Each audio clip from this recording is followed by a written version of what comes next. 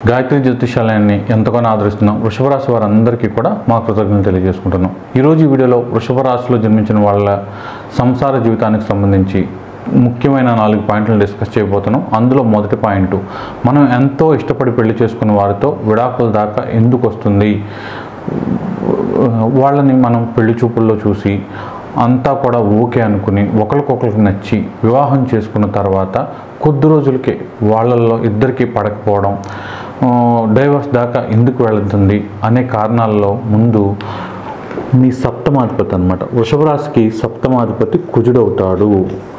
ఈ సప్తమాధిపతి అయిన కుజుడు మీకు రవితో కలిసి కంబస్ట్ అయినా, ఎక్కడో చోట ఉండి కంబస్ట్ అయినా, విపరీతంగా ఎక్కడో చోట కర్కాటకంలో నీచిపడతాడనమాట. మీ థర్డ్ హౌస్లో నీచిపట్టినా, కుజుడు పూర్తిగా నీచిపట్టినా, లేదంటే కుజుడు రాహుతో కానీ కేతుతో కానీ కలిసినా చాలా వరకు ఫస్ట్ మ్యారేజ్ బ్రేక్ అయిపోయి సెకండ్ మ్యారేజ్ అయ్యే అవకాశం ఎక్కువగా ఉంటుంది.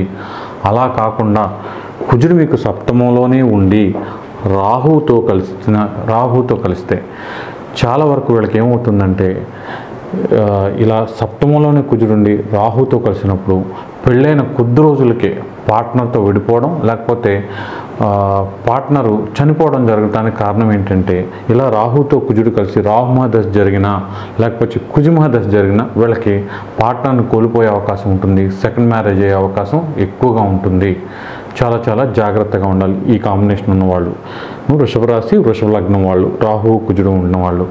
అలా కాకుండా ఈ కుజుడు సప్తమంలో నుండి కేతువుతో ఉన్నా, లేదా కుజుడితో ఉన్నా, ఈ కుజుడు రాహువు కేతువు లేకపోతే శనితో ఉన్నా, వీళ్ళు అత్యంత పాపగ్రహాలు. వీళ్ళతో ఉన్న గ్రహాలు పాపగ్రహాలు అయ్యి వాళ్ళ దశలు అంతర్దశలు జరుగుతున్నప్పుడు మీరు ఫస్ట్ మ్యారేజ్ పార్ట్నర్తో విడిపోవడం లేకపోతే అతను కోల్పోవడం, కంపల్సరీ సెకండ్ మ్యారేజ్కి వెళ్ళాల్సి రావడం అనేది ఎక్కువగా జరుగుతుందన్నమాట. ఇక సెకండ్ పాయింట్ ఏంటంటే, మీకు జాతకంలో శని వక్రీకరించి ఉన్నాడు. వక్రీకరించి ఉన్న శని లగ్నంలో ఉండి సప్తమాన్ని చూసినా, లేదా ఎక్కడున్నైనా సరే సప్తమాన్ని అష్టమాన్ని అంటే 7, 8 స్థానాలను వక్రించే శని చూసినప్పుడు చాలా వరకు ఫస్ట్ మ్యారేజ్ బ్రేక్ అయిపోయి సెకండ్ మ్యారేజ్ అయ్యే అవకాశం ఉంటుంది. వక్రించిన శని చాలా వరకు బయట రిలేషన్ల మీద ఇంట్రెస్ట్ ఎక్కువగా ఉండడం, ఇంట్లో ఉన్న రిలేషన్ మీద అస్సలు ఇష్టం లేకుండా ఉండడం, ఏమన్నా అడిగితే గొడవలు పడి ఆ రిలేషన్ బ్రేక్ చేసుకోవడం ఎక్కువగా ఉంటుంది. శని చాలా డేంజర్. వక్రించిన శని తొందరగా ఇలాంటి ఫలితాలను ఇచ్చే అవకాశం ఉంటుంది. ఇది ముఖ్యంగా శని మహాదశ వచ్చినప్పుడు ఖచ్చితంగా జరిగే అవకాశం ఉంటుంది, లేదా శని అంతర్దశల్లో కూడా జరిగే అవకాశం ఉంటుంది. ఇక తర్వాత ఏంటంటే నైన్త్ హౌస్ కూడా మనకి చాలా వరకు వివాహ జీవితంలో ఉండే ఇబ్బందుల్ని, గొడవల్ని, తగాదాలని, లేదా సంతోషాలని, ఆనందాలని చూపించే అవకాశం ఉంటుంది. ఈ 9th హౌస్లో కనుక 2 గ్రహాలు 3 గ్రహాలు ఉంటే ఖచ్చితంగా వివాహంలో డిస్టర్బెన్స్ వచ్చే అవకాశం ఉంటుంది.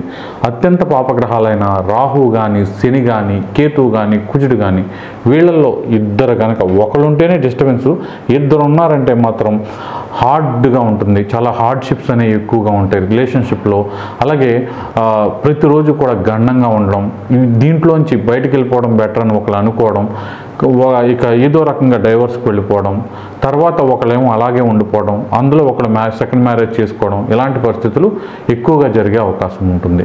ఇక చివరిగా మీకు గనక వృషభ రాశిలో జన్మించిన వాళ్ళు, వృషభ లగ్నంలో జన్మించిన వాళ్ళకి 8వ స్థానంలో కానీ, 11వ స్థానంలో కానీ, 2వ స్థానంలో కానీ, 5వ స్థానంలో కానీ, వీటిని ద్విస్వభావ రాశులు, ద్విస్వభావ స్థానాలు అంటారు. వీటిల్లో కనుక శుభగ్రహాలైనా పాపగ్రహాలైనా 2 గ్రహాలు ఉంటాయి. ఈవెన్ శుక్రుడు ఇక్కడ ఉచ్చి పొందుతాడంటారు కదా, గురువుకేమో స్వస్థానం. గురు శుక్రుడు ఉన్నా సరే, ఇక్కడ గురువు శుక్రుడు ఉన్నా సరే సెకండ్ మ్యారేజ్ అయ్యే అవకాశం ఎక్కువగా ఉంటుంది. ఎక్కడైనా సరే 2 గ్రహాలు ఉన్నప్పుడు మ్యారేజ్లో సాటిస్ఫాక్షన్ అనేది చాలా తక్కువ ఉంటుంది, దినదిన గండంగా ఉంటుంది. ఒకవేళ పిల్లలు పుట్టి వాళ్ళ జాతకాలు ఏమన్నా బలంగా ఉంటే ఈ స్థానాల్లో ఉన్న గ్రహాల ప్రభావం తగ్గి డైవర్స్ జరగకుండా ఉండే అవకాశం ఉంటుంది.